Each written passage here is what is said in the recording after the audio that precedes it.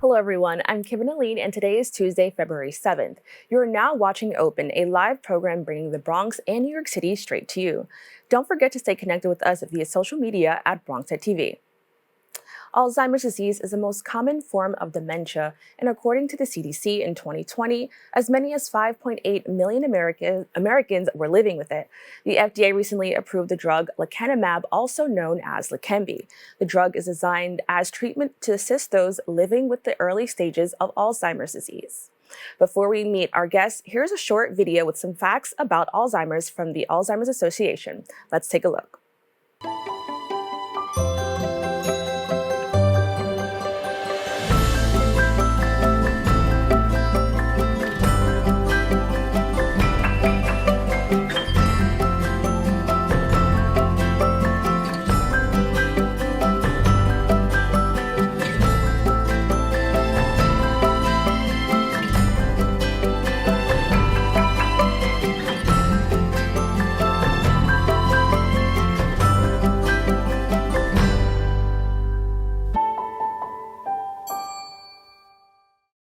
Joining me to discuss what this new treatment means for patients is VP of Program Services at the Alzheimer's Association Hudson Valley chapter, Meg Boyce. Meg, thank you so much for joining me. Thank you so much for having me. I appreciate it. Now, before we jump into the conversation about, what's happening for these patients, which is truly amazing, can you just talk about your organization a little bit? Sure. The Alzheimer's Association, really our mission is to find a cure while still providing care and support for individuals who are currently been diagnosed with not only Alzheimer's disease, but any form of dementia. And we really do encourage early detection and diagnosis. And our vision is a world without Alzheimer's and all dementia.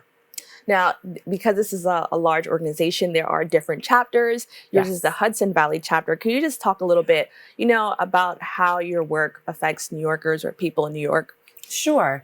We all have the same similar core services. So the New York City chapter, Hudson Valley chapter, wherever you are in New York, you'll be able to have access to our 24-hour helpline, which is usually the first contact that people reach out to us. That's 1-800-272-3900. We also have care consultants, which are master level social workers or someone of a comparable degree that can sit down with a family and kind of assess the situation and help that family develop a plan. We have support groups. We have support groups for caregivers, for early stage people, for individuals with younger onset. Sometimes we have specific support groups, whether it's bereavement, anticipatory grief. We also have several educational programs, not only to the general community, but also to caregivers. So we really have quite an array of programs and support.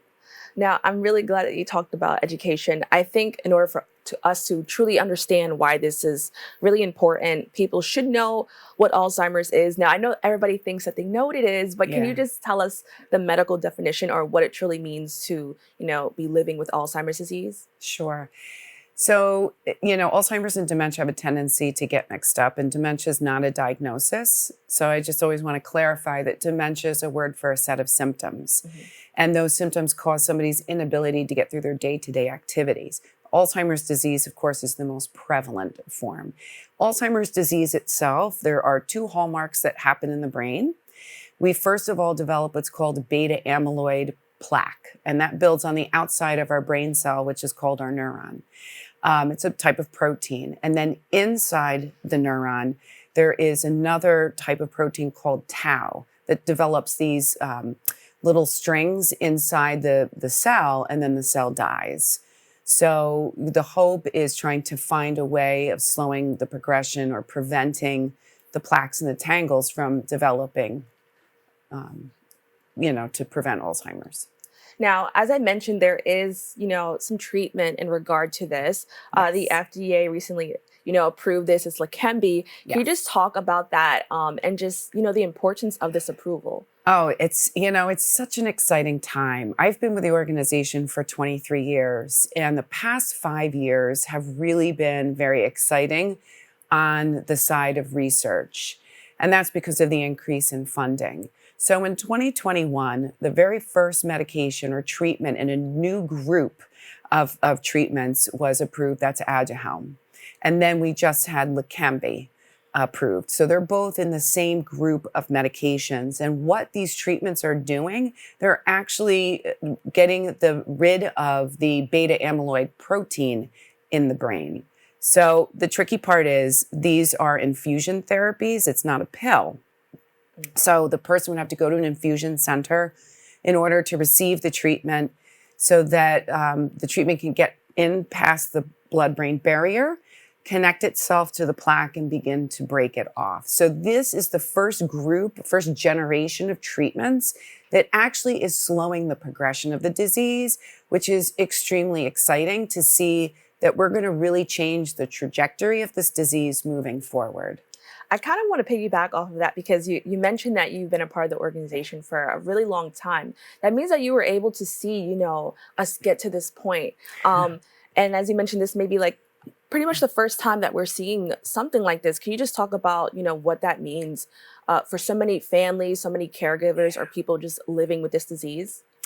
So the medications that have been available, they don't slow the progression of the disease. So we've had medications since 1996 that have been FDA approved. But what those groups of medications do is they simply keep the symptoms at bay. The disease is still progressing. So usually the family will suddenly see a sudden decline in a loved one who's on one of those medications. So what's really exciting about this whole new generation is that it's going to change the time frame that this person has to enjoy being with family. So instead of progressing at a much quicker rate, this generation of treatments is going to slow that progression so that they can be involved in family activities, attend weddings and birthdays for a much longer period of time than before these treatments were available. And that's what I think is really exciting about this. Now, I'm curious to know, there's so many stages when it comes to Alzheimer's. Yes. Who is the perfect candidate for this type of treatment? This type of treatment, you have to either have MCI, which is short for mild cognitive impairment, which is a form of dementia that happens even before the early stages of Alzheimer's disease. So either mild cognitive impairment or early stage Alzheimer's, but you also have to have a PET scan that shows that you have the hallmarks of the disease consisting of those plaques, because that's what these treatments focus on. So there's a very specific criteria in order to be eligible to receive this treatment. Now, there are going to be other challenges that may arise whenever we're talking about treatments or anything, in regard to medicine. It's access. Can you talk about some challenges people may have trying to get access to this type of life-changing treatment? The biggest hurdle we have right now is CMS. CMS is the Centers for Medicare and Medicaid. This is the first time in history that they have provided very, very specific guidelines for people to have access, and it's very unfortunate. So right now, CMS's guidelines for this line of treatment, you have to be part of a clinical trial in order to receive it. And there aren't a lot of sites across the country. And so what the Alzheimer's Association right now is focusing on is working with CMS to change those guidelines, because we feel it should be up to each individual if they want to try this treatment or not. We don't feel it's right that the CMS is saying you need to be in a clinical trial to receive this treatment. So that is probably the biggest obstacle right now. Once we get past that, then it's, of course, getting insurance companies to cover it. It's not cheap.